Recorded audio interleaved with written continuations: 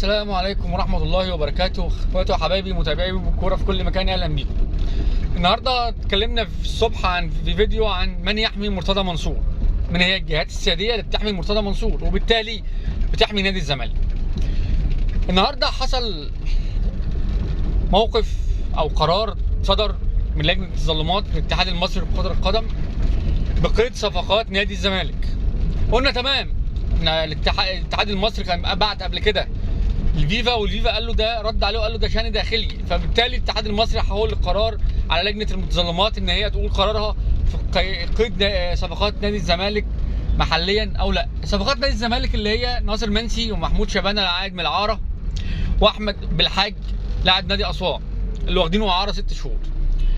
النهارده صدر القرار، وفجاه بعد القرار ما صدر بحوالي تقريبا ساعه صدر، لقينا اتفاجئنا كلنا باستقالة لجنة التظلمات الاتحاد المصري لكرة القدم بعد قرار رئيس اللجنة بقيد صفقات نادي الزمالك. ايه اللي بيحصل في الكواليس؟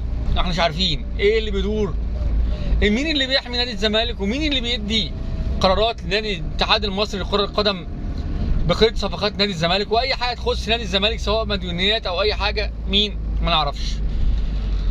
وده يأكد حالتنا ويأكد سؤالنا الصبح، مين يحمي مرتضى منصور؟ هنعرف الكواليس وهنطلع معاكم في فيديو تاني ونقول لكم الدنيا مشيت ازاي. دمتم في امان الله، والسلام عليكم ورحمة الله وبركاته.